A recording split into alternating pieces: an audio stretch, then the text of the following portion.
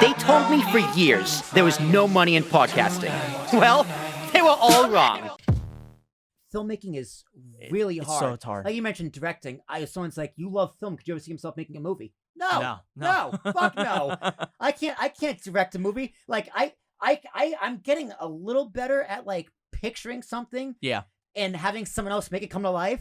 Like, for this shot right here, it took us a few tries, but like, this was the kind of idea I had in mind for these shots. Right. Yeah. I couldn't do that for a feature-length movie. Exactly. Imagine that doing for like multiple scenes in a day and throughout like a set number of months on a crunch time too. Yeah, on a budget. Yeah. You gotta keep studios happy, and you gotta hope it doesn't flop. Exactly.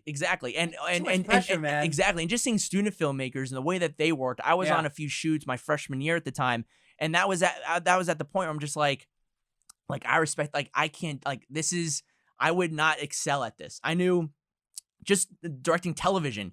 That was very stressful, and I learned a lot of stuff from that. So I can't even imagine directing, DPing, producing. Like I like producing, but especially on a film, where you have to keep a budget in line, and you have to make sure you don't go over a certain amount of days, a certain amount of time, a certain amount of hours. It's tough, man. It's really, it looks easy when you see the final product, but there's a reason it takes months and years for things to be developed. It's incredible. It really is. Well, what do you think the hardest part of filmmaking is? It can be acting, like sound, lighting, anything in terms of editing, and the soundtrack. What do you think the hardest part of filmmaking is? Oh, I mean, there's so many things that are tough. I think definitely the editing portion. I think Killing You Babies. Yeah, basically like kind of like, okay, you have everything, but now it's about putting it all together and then deciding we got to either cut some things out, we got to include some other things that are part of it.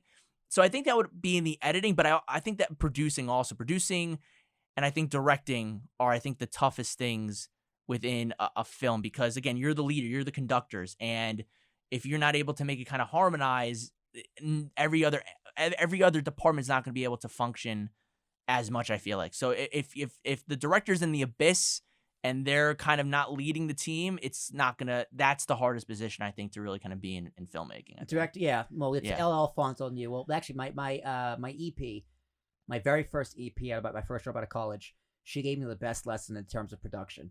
It's the director's job to say yes. Yeah. It's the producer's job to say no. Yep. And I was just like, you know what? Like, running this business, I see it. I'm the producer. I say no a lot. Yeah, exactly. And it's like, no, we can't do this. We can't do that. And it's amazing. I'm watching The Offer on Paramount Plus. It's about the making of The Godfather. And of course, if you know the making of The Godfather, it was one of the greatest, if not the greatest films of all time, had one of the most complicated processes of ever getting made onto the screen.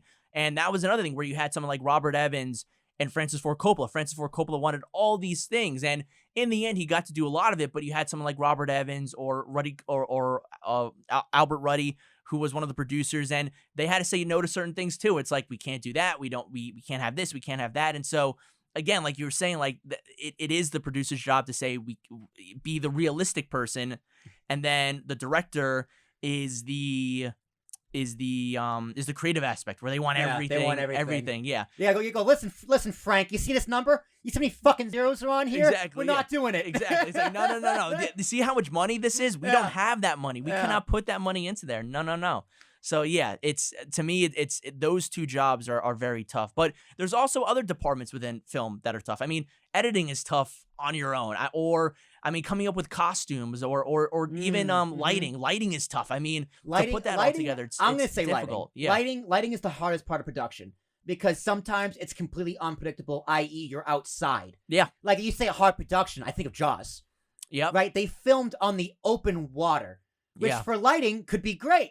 Exactly. There's nothing. There's no shadows. Yeah. You got sun above you. You got the light above you, which is exactly what you want. Yeah. But if it's cloudy, you're fucked. Yeah, exactly. You have no solution whatsoever. And then it's amazing if you're shooting outside, directors have a certain point, or even producers, where we only have a certain time of day. If you're not able to get a certain shot in outside in the exterior, you're screwed, because we need this time of day to shoot certain things, because if the sun's a different way or clouds are a certain way and it's going in and out, you can't shoot like that. It's impossible to do that. So for the lighting people, if they go outside, they're screwed.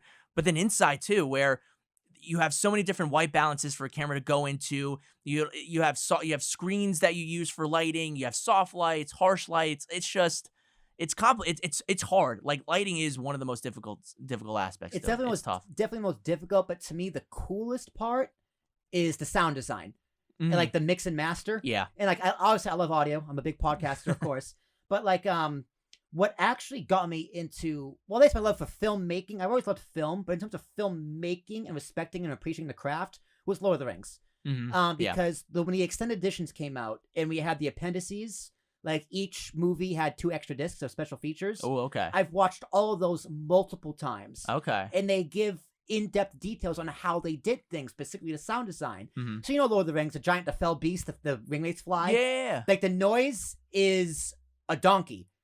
Oh, wow. Like it's a donkey just edited and it's a few other donkeys. When they're flying the thing, I can't help but see a donkey, right? Yeah. Like the shrill, the ringmates is one of the writers, Fran Walsh. Oh, it's really? It's like her doing that. I can't go that high anymore. But it's things like that. Or when you like the Battle of Helm's Deep, right? Mm-hmm. Like all the noises, including the music that go into that. Like when they're even as a small thing, like arrows going by, it's so subtle. Yeah. But when you isolate it, it's so loud. Or like when they're running, the chainmail just clink, clink, clink, clink, clink. And to get that noise, they're literally just in front of a microphone, just shaking Which armor. Is incredible. Yeah. It's just like.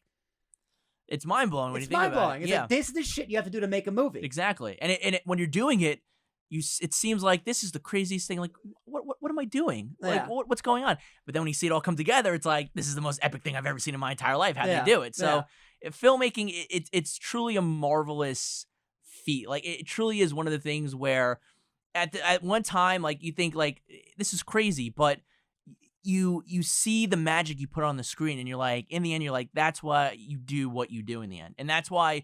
Again, whenever I hear people talk about films, and even though I critique films and whatnot, in the end, you appreciate what people do because it takes, again, forever for them to make something, and it takes hours and hours and days and weeks for them to do something. Just one small thing can take days to do, and so it's just you tip your hat off to every single person that works on those films, and that's why, to me, you always got to recognize the below the line people, because the people that work on sound, on editing, or even just costume design, or just the small little things like crafting or anything like that, because they go unnoticed. But without them, the movie's not what it is. Yeah. Like you don't get any of that stuff. They're just either naked or they're in plain clothes. Like without those people, you don't get that other half of a film that makes the magic of what it is. Especially like costume design. Like if you're doing a period piece, how much research you probably have to do just to make sure that the costumes are accurate. Months probably to get it all down and accurate, and then to actually design it on probably paper, and then see these are like the designs and the different swatches and colors that we're gonna use. Finding the fabric. Yeah. Like if you're doing like a London 1700s period piece, that fabric might not exist anymore. Yeah. Right? It's not, it's like sort of cotton, it's polyester. Exactly. Right? And you gotta try and find that piece, because certain directors would definitely want. No. This is trash. Get me the real stuff. Exactly. Attention to detail, like every little thing, which is what the director's supposed to do. And then to also see the research of being like, well, this is what they did, but also finding things for certain characters, like what is going to define a costume for a certain character, like what is their color going to be, what is their style going to be, because that goes into everything in a movie. Like I remember with Once Upon a Time in Hollywood, I think the costumes that are incredible. Phenomenal. When you get Leonardo DiCaprio in the leather jacket, you know the kind of character that he is. And then with Cliff, you got the open button shirt. He's got the t-shirt on there. He's got the boots. Like he's like that kind of like everyman day kind of guy in a way. So like that's just the one that pops to mind. But those are the kind of costumes that can distinguish characters for who they are, even Victorian era or modern day. Like it takes a lot of work. Like, and that's just one department. And a lot of it is subliminal. Like a lot of it's subconscious. Yeah. Like all those things you just said, people are gonna be like, I never thought of it like that. But when they watch it, they get it. Yeah. It's just a mental mind thing. Exactly. Yeah, absolutely.